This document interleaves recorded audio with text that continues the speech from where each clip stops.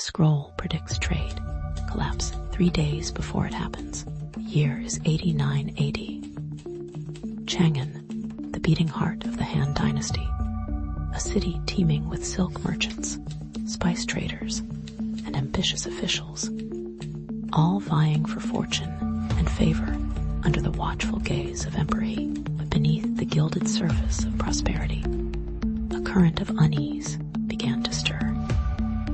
3 days before the Grand Autumn Trade Fair, a seemingly innocuous scroll surfaced within the Ministry of Revenue, predicting a catastrophic collapse of the silk market.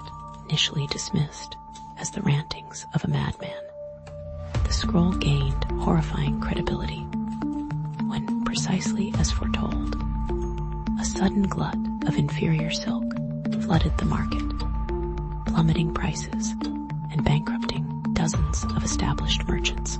The scroll, penned in elegant calligraphy, was signed only with the symbol of a crane, the mark of a Taoist courier known as Lin, a man more accustomed to delivering herbal remedies than prophecies of doom. What motive could a humble courier have to orchestrate such a devastating economic blow? And how could he possibly possess such precise knowledge of the market's impending downfall? The questions hung heavy in the air, thick with the scent of conspiracy. Suspicion immediately fell upon Lin, the Taoist courier, a man who seemed to blend into the bustling cityscape like a wisp of smoke. He was quickly apprehended and brought before the imperial magistrate, a stern-faced man named Zhao, known for his unwavering adherence to the law. Lin, however, vehemently denied any involvement in the market manipulation, claiming he had simply been tasked with delivering the scroll to the ministry. He insisted he had no knowledge of its contents, nor of its origins. Magistrate Zhao, skeptical of the courier's seemingly naive demeanor, pressed him for the identity of the scroll's author. Lin remained steadfast, invoking a sacred oath of silence, bound by the ancient traditions of his Taoist order. As the investigation deepened, whispers began to circulate among the silk merchants, pointing fingers at rival factions vying for market dominance. Could this be a ruthless power play disguised as a prophetic warning? And if so, why use such an elaborate and risky method?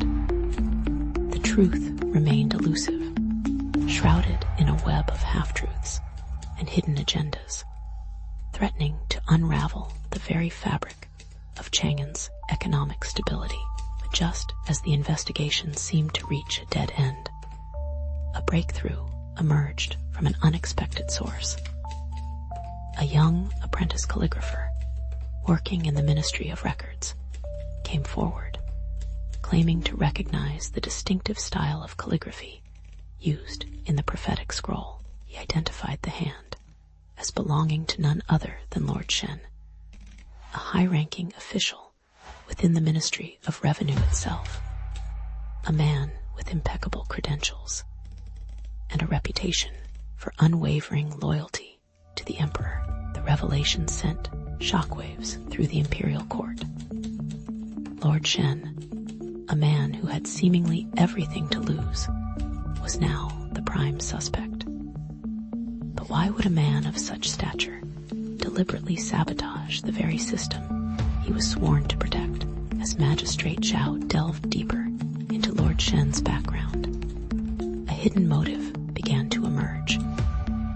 A secret gambling debt of astronomical proportions, owed to a shadowy network of underworld figures who controlled the flow of inferior silk.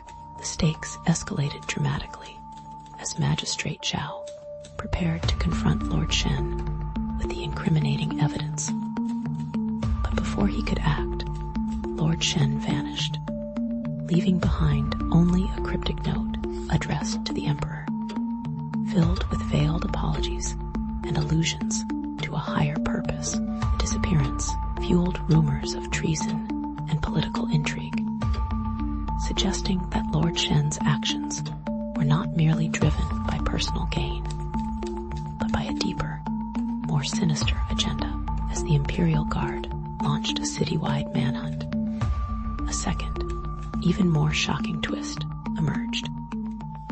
A hidden compartment was discovered within Lord Shen's abandoned residence, containing not gold or jewels, but a collection of meticulously detailed economic forecasts, predicting not only the silk market collapse, but also a series of other impending financial disasters across the empire.